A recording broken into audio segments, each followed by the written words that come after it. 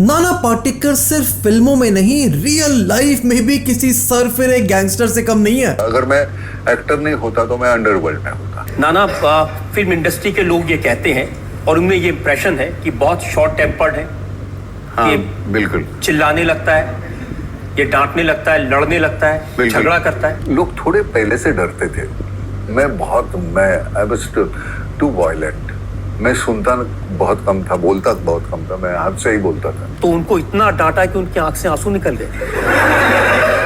फिर चाहे वो विदु विनोद चोपड़ा, संजय लीला भंसाली जैसे डायरेक्टर से लड़ाई करना हो। मेरे संजय के साथ काम करना मैं भी मिस करता हूँ, लेकिन हर एक को लगता है मैं बहुत हार्श बोलता हूँ, बहुत ही मुझे गुस्सा आता है। सेल्फी लेने आए फैन को थप्पड़ मारना हो या फिर इंटरव्यू लेने आए रिपोर्टर को ही डांट देना हो। ये जो फिल्म है इनकी, तो पहले तो इसका नाम ही लोगों को समझ में काफी मुश्किल से आएगा। तेरे नहीं आया समझ में? मेरे तो समझ में आया, लेकिन औरों की मतलब और क्या, पढ़े लिखे नहीं है? पढ़े लिखे की बात तू बहुत पढ़ा लिखा है, ऐसी कोई बात तो नहीं। फिर आज जहां बॉलीवुड की सबसे बड़ी लड़ाइयां सिर्फ ट्विटर वॉर बनकर रह गई हैं, वहां 30 साल पहले शायद ही नाना पाटेकर की कोई फिल्म लड़ाई, गाली, मार पिटाई और धमकी की बिना पूरी होती होगी। इनफैक्ट बॉलीवुड में नाना पाटेकर की पर्सनालिटी इतनी बदनाम थी कि राज कपूर ने तिरंगा में उनके साथ काम करने से मना कर दिया। संजय लीला भंसाली ने 30 साल से नाना पाटेकर के साथ कोई फिल्म नहीं करी है। नाना पाटेकर ने अवार्ड शोज में जाना बंद कर दिया क्योंकि लगभग हर अवार्ड की हर जूरी मेंबर में से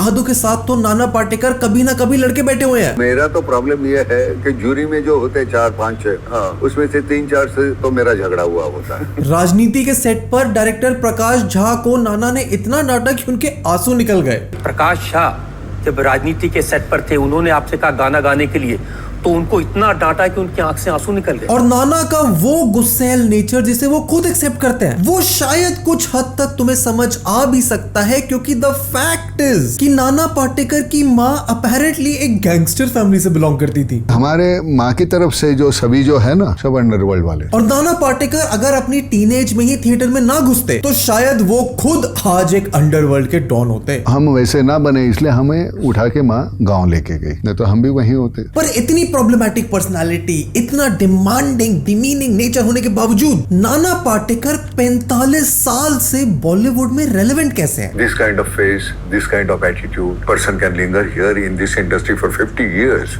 थोड़ा सा कुछ तो होगा ना। 50 साल हमको बर्दाश्त करते रहे इंडस्ट्री वाले। इस वीडियो के एंड तक इस सवाल का जवाब तुम्हें मिल ही जाएगा, लेकिन इस वीडियो का मेन पर्पस है to understand and explore the unseen and misunderstood side of Nana Patekar, क्योंकि शायद वो बॉलीवुड के सबसे गुस्सेल, बदनाम एक्टर के साथ साथ सबसे ज्यादा मिसअंडरस्टूड भी हैं। इनका कैरेक्टर प्ले करने वाले एक्टर्स की कमी ना तो 90s में थी और ना ही आज अच्छे मेथड एक्टर्स की कमी है। So why does Bollywood keep going back to Nana Patekar? क्योंकि इसका कारण सिर्फ उनकी अच्छी या कहूं ग्रेट एक्टिंग तो नहीं हो सकती। हाँ, माना उन्हें 3 नेशनल अवार्ड्स मिल चुके हैं, पद्मश्री तक मिल चुका है। सत्यजीत रे से लेकर रणवीर सिंह और मनोज वाजपेयी, हर कोई उनके एक्टिंग, उनके अभिनय का दीवाना है। The arrival of Nana Patekar has changed a lot. Amitabh Bachchan उनके एक्टिंग की तारीफ करते हुए उनको पर्सनल लेटर लिखते हैं। पर क्या सिर्फ अच्छा एक्टर होना काफी है? क्योंकि अच्छे एक्टर तो गोविंदा और राजेश खन्ना भी थे, पर उन्हें भी अपने इनडिसिप्लिन, अपनी कंट्रोवर्सीज के चलते फिल्में मिलनी बंद हो गई थी। तो फिर नाना पाटेकर में ऐसा क्या है कि ना तो उन्हें 90s के समय फिल्मों की कभी कमी पड़ी और ना ही आज, जब उन पर उनकी एक को एक्ट्रेस ने हरासमेंट का इल्जाम लगाया।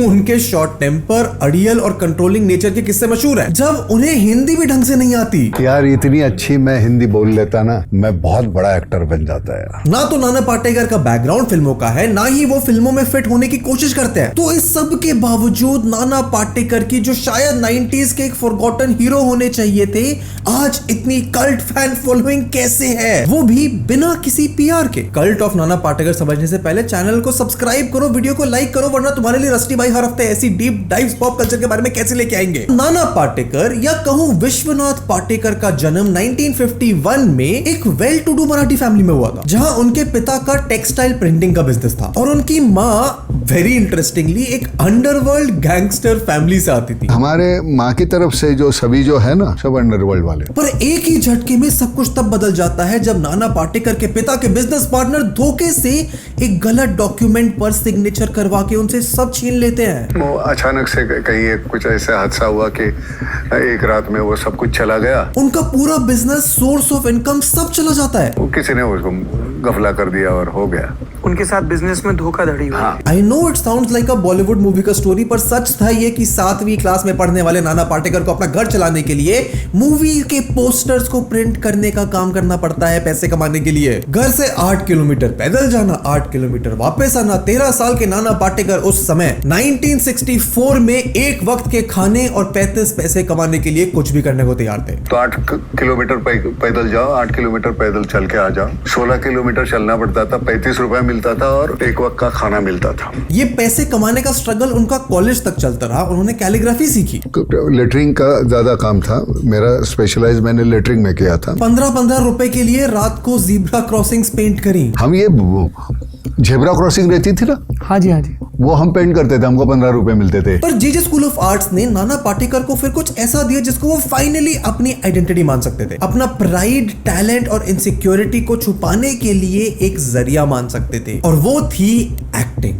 1970s आते आते मराठी सर्किट में लोग नाना पाटेकर को अपनी मेथड स्टाइल एक्टिंग और डीप कैरेक्टर वर्क के लिए जानने लगे थे। भाल्या, हमिद भाई चिकोटे और वासना कार्ड जैसे नाटकों ने नाना को अवार्ड्स और थोड़े बहुत पैसे तो दिए ही। नाटक में काम करते ही थे, स्कूल में, गांव में भी। तो फिर स्टेट कंपटीशन शुरू हुआ हमारा, तो उसमें कुछ अवार्ड मिल गया, तो हमको साक्षात्कार हुआ कि हम एक्टर हैं। पर साथ ही दी एक आइडेंटिटी जिससे वो अपने पिता को प्रूव कर सकते थे कि नाना पाटेकर अपने 2 भाइयों से कम नहीं है। तो मुझे हमेशा लगता था कि वो पिताजी जो है, हमारे दूसरे जो भाई है, उनसे ज्यादा प्यार करते हैं। तो हम नाटक में काम कर रहे थे, वो पिताजी मुंबई से वो देखने आए। मैंने कहा ये अच्छा जरिया है उनका ध्यान अपनी तरफ खींचने का, नाटक करते रहो। और शायद यही कारण भी था कि नाना पाटेकर ने फुल टाइम थिएटर करने के लिए अपनी नौकरी भी छोड़ दी। अपने सबसे लंबे चलने वाले नाटक पुरुष में नाना पाटेकर ने 16 साल तक बहुत इंटेंस और लाजवाब तरीके से विलन का रोल निभाया था। लगातार 16 साल ये नाटक करने के बाद इतने अच्छे और रियलिस्टिक तरीके से कि लोग विलेन को मारने के लिए जूते चप्पल स्टेज पे फेंकते थे। हाँ, वो बात अलग थी कि ये जूते चप्पल नाना पाटेकर दी एक्टर के लिए किसी मेडल से कम नहीं थे। और इंटरेस्टिंग बात ये भी कि इतने साल थिएटर करने के बावजूद नाना पाटेकर को फिल्मों में जाने का, बॉलीवुड में स्टार बनने का कोई शौक नहीं था। वो तो 1000-2000 लोगों के सामने थिएटर में एक्टिंग करने से खुश थे। पर शायद नाना की एक्टिंग, उनकी इंटेंसिटी, उनके टैलेंट को करोड़ों लोग देखना डिजर्व करते थे।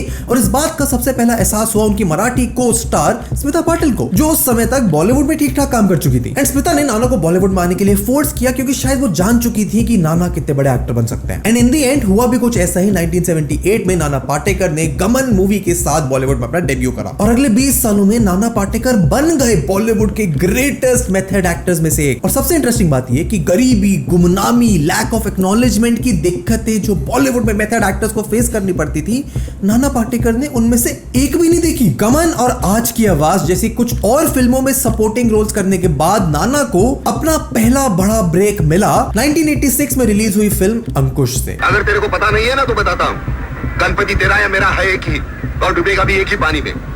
और ये रास्ता तेरे बाप का नहीं है जो बच्चों की तरह पटाखे उछालते। सिर्फ 13 लाख में बनी इस फिल्म ने बॉक्स ऑफिस पर 90 लाख का बिजनेस किया। सरप्राइज हिट तो बनी, पर उससे ज्यादा अहमियत इस मूवी की थी कि नाना पाटेकर को अपनी एक्टिंग के लिए मिला वो क्रिटिकल अप्रिसिएशन, ऑडियंस का प्यार और पॉपुलैरिटी, जो कि उस समय बॉलीवुड में आम बात नहीं थी। क्योंकि कमर्शियल बॉलीवुड में मेथड एक्टर्स के लिए ना तो ज्यादा जगह थी, ना रिकॉग्निशन। बलराज साहनी, संजीव कुमार और ओम पुरी जैसे एक्टर्स एग्जिस्ट तो करते थे, पर शायद सिर्फ एक लो बजट फिल्म में लीड का काम करने के लिए, या फिर किसी बड़ी फिल्म में सपोर्टिंग एक्टर का रोल निभाने के लिए। राजेश खन्ना, अमिताभ बच्चन, अनिल कपूर, सनी देओल, संजय दत्त, बॉलीवुड उन्हीं एक्टर्स को सुपरस्टार तब मानता था जिनके पास एक स्क्रीन प्रेजेंस, अच्छी बॉडी, चार्म और करिश्मा था, ना कि डेप्थ और वॉलेटिलिटी। और अगर गलती से नसरुद्दीन शाह जैसा कोई serious actor mainstream cinema के लीडिंग रोल्स में आ भी गया, inspector Mike Lobo at present under suspension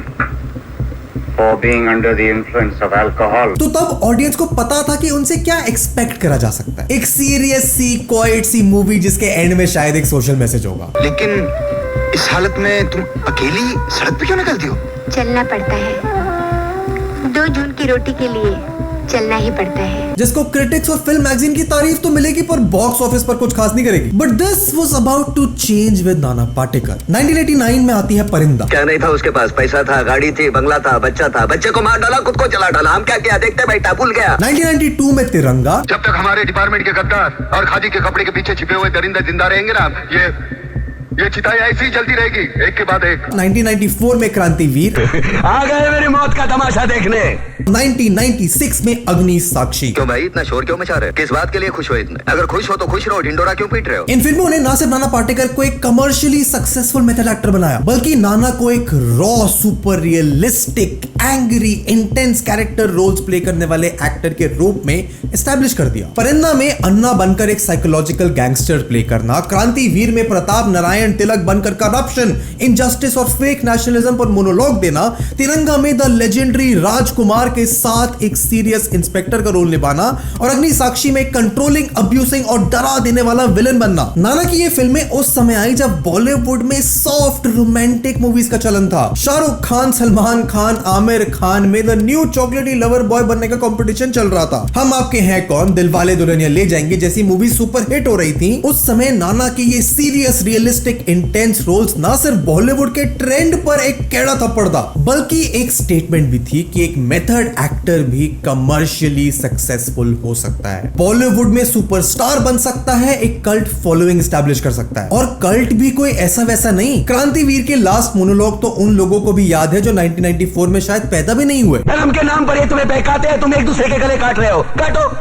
काटो। लेजेंडरी डायरेक्टर सत्यजीत रे ने अपनी डायरी में लिखा था कि वो नाना पाटेकर के साथ काम करना चाहते हैं। His personal diary he wrote that I want to work with Nana Patekar. पर इन सब के बावजूद, एक सुपरस्टार बनने के बाद भी, बॉक्स ऑफिस पर सक्सेसफुल फिल्में देने के बाद भी, नाना पाटेकर का नाम सुनते ही उनके को एक्टर्स, बॉलीवुड के डायरेक्टर्स और शायद मेरे तुम्हारे मन में भी सिर्फ एक ही चीज आती है, नाना पाटेकर का गुस्सा, उनका इम्पेशंस, उनकी अनप्रेडिक्टेबिलिटी और उनकी प्रॉब्लमैटिक पर्सनैलिटी, जो शायद कारण भी है 90s के बाद ज्यादातर फिल्मों में लीड में ना रहने का। एक साइड एक्टर से सुपरस्टार बनने के बाद वापस एक साइड एक्टर बनने का। अगर आज तुमसे पूछो एक मुश्किल एक्टर जिसकी डायरेक्टर्स बुराई करते हैं, तो शायद तुम्हारे सामने आमिर खान का नाम आएगा। वो बदनाम है इंडस्ट्री में डायरेक्टर्स के साथ उनके काम में इंटरफेयर करने के लिए, स्क्रिप्ट में उनके मुताबिक चेंजेस करवाने के लिए, मिस्टर परफेक्शनिस्ट बनने की कोशिश करने के लिए, या जैसा कुछ लोग रिसेंटली कहते हैं, नाकाम कोशिश करने के लिए।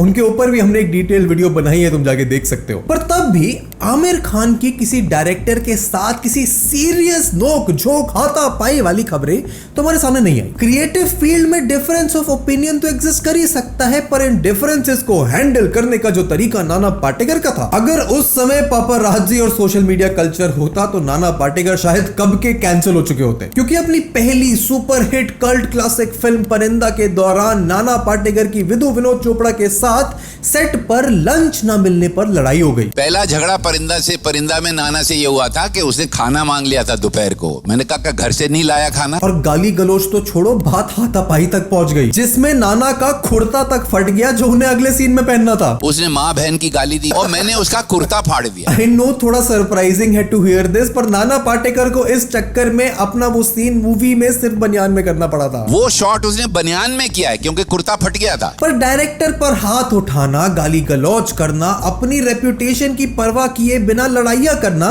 ये नाना पाटेकर पहली बार नहीं कर रहे थे। 1984 में जब बीआर चोपड़ा के बेटे रवि चोपड़ा के साथ एक फिल्म करते हुए नाना पाटेकर को एक रेपिस्ट का रोल ऑफर किया गया, तो नाना इतने ऑफेंड हो गए कि भर भर के रवि को गाली सुनाई। मुझे ले गई बीआर चोपड़ा जी के साथ, उनका बेटा रवि चोपड़ा डायरेक्ट कर रहा था आज की आवाज। उसमें एक 4 हेंचमैन थे जो रेपिस्ट बच्चे थे, उसमें से एक रोल हमको ऑफर किया। अब मैं यहाँ मैंने क्या बोला वो बोल नहीं सकता। आपने गालियां बकी। हाँ, वो तो मतलब वो आ गई बाहर। नाना अपनी जिद पर अड़े रहे और एंड में डायरेक्टर रवि चोपड़ा को नाना पाटेकर को दूसरा कोई विलन का रोल ऑफर करना पड़ा, जिसको करने के लिए भी नाना ने शर्त लिख दी कि ये अपना रोल खुद लिखेंगे। अच्छा, तू तो वो रोल करेगा क्या, वो मेन जो विलन का है वैसा?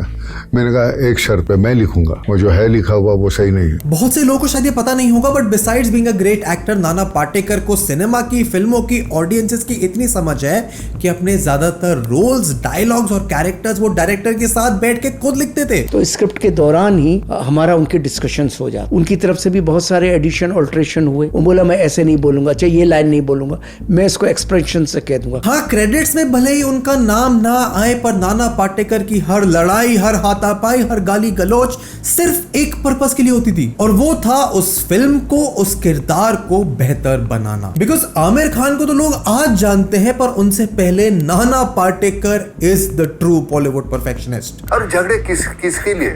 इसके लिए नहीं कि तू मुझसे बेहतर कर रहा है, इसलिए कि तू बेहतर नहीं कर रहा है। 1996 में खामोशी की शूटिंग के दौरान वंस अगेन संजय लीला भंसाली के साथ नाना पाटेकर की एक बहस हुई, और नाना ने संजय लीला भंसाली को, जिनको हम आज ग्रैंड संजय लीला भंसाली जानते हैं, नाना ने इतनी गालियां सुनाई कि संजय लीला भंसाली ने नाना के साथ कभी फिल्में ना करने की कसम खा ली। और अपने गुस्से या कहें अनसिविलाइज्ड बिहेवियर से नाना पाटेकर खुद वाकिफ हैं। फिल्म इंडस्ट्री के लोग ये कहते हैं और उनमें ये इंप्रेशन है कि बहुत शॉर्ट टेम्पर्ड है, हाँ, ये बिल्कुल चिल्लाने लगता है, ये डांटने लगता है, लड़ने लगता है, झगड़ा करता है। But may be he just can not control it, क्योंकि एज के साथ उनकी मैच्योरिटी, एक्टिंग रेंज तो बढ़ी रही थी, पर उनका गुस्सा और वो अनसिविलाइज्ड बिहेवियर कभी ठीक नहीं हो पाया। जैसे 2010 में राजनीति की शूटिंग के दौरान नाना पाटेकर ने प्रकाश झा को अपनी वैनिटी वैन में बुलाकर इतना डांटा कि उनके आंसू निकल गए। वो भी तब जब प्रकाश झा और नाना पाटेकर वर बेस्ट ऑफ फ्रेंड्स। एक बार फिर अक्षय कुमार की और नाना पाटेकर की लड़ाई की खबरें सामने आई, और नाना पाटेकर ने अपने गुस्से की वजह से न सिर्फ दोस्त खोए बल्कि कई सुपरहिट फिल्में भी खोई। डायरेक्टर्स उनके साथ काम करने से डरने लगे। वेडनेसडे में द कॉमन मैन का जो कैरेक्टर नसीरुद्दीन शाह ने निभाया, उसके लिए फर्स्ट चॉइस नाना पाटेकर थे, पर अपेरेंटली डायरेक्टर नीरज पांडे को सेट पर नाना पाटेकर से गालियां नहीं सुननी थी, तो उन्होंने इस प्लान को ड्रॉप कर दिया। नसीर वाला रोल वो मुझे देना चाहता था, नसीर ने मेरा नाम सजेस्ट किया था, तो पांडे ने कहा नहीं यार, वो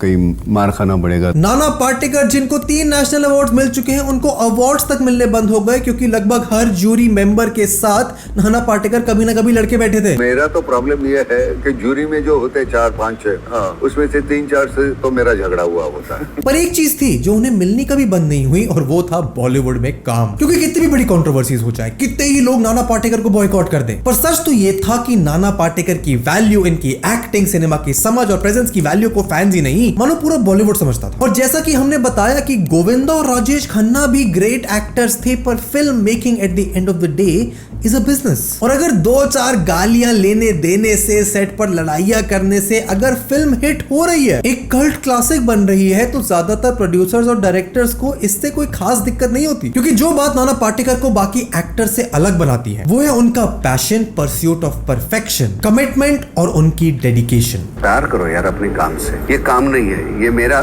जीने का तरीका है अपना। अगर काम होता तो मैं थक जाता। क्रांतिवीर का वो कल्ट सीन जो आज शायद मीम कल्चर का एक सिग्निफिकेंट पार्ट तक बन चुका है, वो शायद फिल्म का पार्ट ही नहीं होता अगर नाना पाटेकर, जो उस समय हॉस्पिटलाइज थे, सेट पर आते नहीं। डायरेक्टर मेहुल कुमार ने सीन के लिए 500 लोगों की भीड़ को पैसा देकर बुलाया था। उनकी फीस वो सेट, फिल्म के टाइट बजट को ध्यान में रखते हुए शायद दोबारा कभी पॉसिबल ही नहीं होता। पर नाना पाटेकर डॉक्टर्स को लेकर सेट पर आए, सीन को रिकॉर्ड किया, और मजे की बात तो ये कि क्लाइमैक्स को वो मोनोलॉग स्क्रिप्ट में लिखा ही नहीं था, नाना पाटेकर के मन में जो भी उस सीन में आया, 1 टेक में रिकॉर्ड किया। ये पूरा सीन ये इम्प्रॉम्प्टू है। हाँ, आ गए मेरे मौत का तमाशा देखने, मुझे लटका देंगे, दवाएं से बाहर आ जाएंगे, आके बाहर आ जाएंगे। ये वहां जाने के बाद हमने क्या, एक टेक में बोलते गए। और नाना की ये सिनेमा की नॉलेज, उनकी राइटिंग, उनके टैलेंट का ये अकेले एग्जांपल नहीं है। 1986 में अंकुश की शूटिंग जब पैसों की कमी के कारण प्रोड्यूसर्स को बीच में रोकनी पड़ी, तब नाना पाटेकर ने अपना घर 2 लाख रुपए में गिरवी रख दिया ताकि फिल्म पूरी हो सके। और एक सुपरस्टार बनने के बाद जब एक आम एक्टर अपने फिल्मों को, अपने फैंस को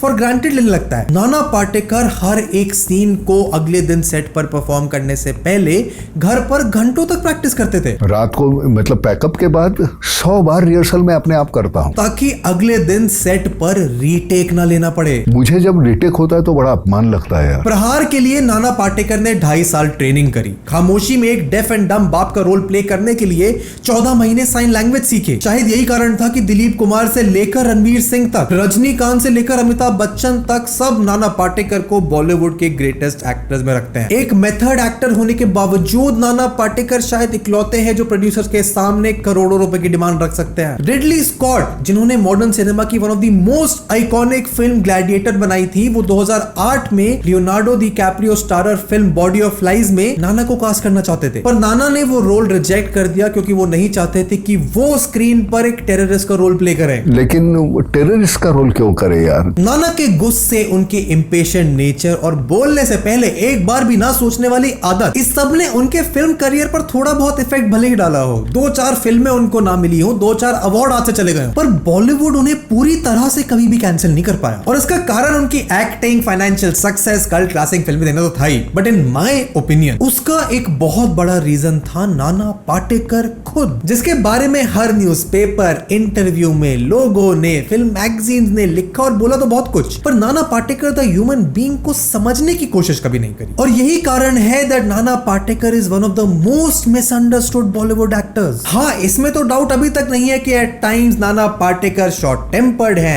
एरोगेंट है, इंटिमिडेटिंग है और कई हद तक प्रॉब्लमैटिक भी हो जाते हैं, but that is not all. There are more layers to his personality, जिसकी वजह से वो 45 साल बाद भी बॉलीवुड में रेलेवेंट है। This kind of face, this kind of attitude, person can linger here in this industry for 50 years.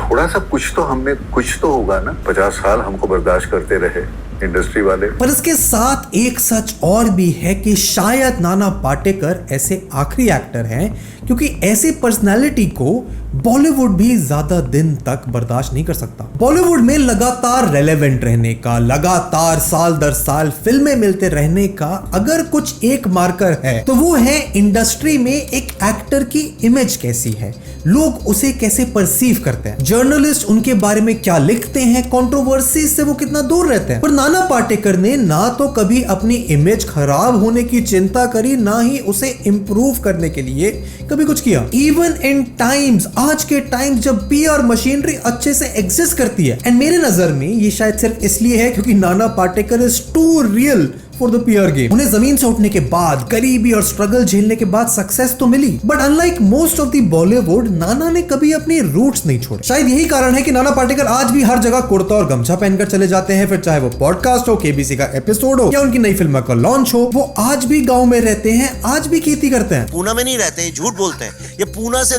दूर at the end of the world कहीं एक फार्म हाउस है खड़गवासला में, वहां रहते हैं। अपना खाना खुद बनाते हैं, इनफैक्ट गांव के घर में जिम बनाकर वहां बॉडी बिल्डिंग करते हैं। नाना मुंबई आकर बॉलीवुड में काम जरूर करते हैं, but he does not belong there. मैं इंडस्ट्री का हूँ नहीं, मैं यहाँ आता हूँ, काम करता हूँ, वापस भाग जाता हूँ। मैं गांव खेड़े का हूँ और वही का रहूंगा। क्योंकि शायद जो फेकनेस, पॉलिटिकल करेक्टनेस और पोलाइटनेस बॉलीवुड में रहने के लिए, उस सक्सेस को लंबे समय तक मेंटेन करने के लिए चाहिए, वो नाना पाटेकर के रियल लाइफ कैरेक्टर उनकी पर्सनालिटी में है ही नहीं। वो आज भी वो इंसान है जिसे इमोशंस फील होते हैं, जिसे गुस्सा आता है, जिसे वो अपने तरीके से शो करते हैं, जिसे सिर्फ प्रोफेशनल कनेक्शंस नहीं, गहरे रिश्ते भी चाहिए, जो काम के बाद भी, फिल्म खत्म होने के बाद भी टिके। और यही कारण है नाना पाटेकर की हर चीज को लेकर इंटेंसिटी का। फिर चाहे वो एक्टिंग हो, डायरेक्टर्स, प्रोड्यूसर्स के साथ उनके रिश्ते, Nana Patekar is raw and real as one can be. वो ना तो अपने बेस्ट फ्रेंड को डांटने से डरते हैं, ना अक्षय कुमार जैसे सुपरस्टार के साथ लड़ने से, बट जस्ट लाइक एवरीथिंग, नाना के इस अनफिल्टर्ड नेचर का भी एक कॉस्ट है जो उन्हें अपने पूरे करियर में चुकाना पड़ा है, जिसकी वजह से शायद डायरेक्टर्स ने उन्हें लीड रोल्स में कास्ट करना बंद कर दिया। उनका ये रॉ, रियल, डायरेक्ट नेचर जो मन में है उसको वैसे ही बोल देने वाला नेचर शायद बॉलीवुड के साथ ज्यादा समय तक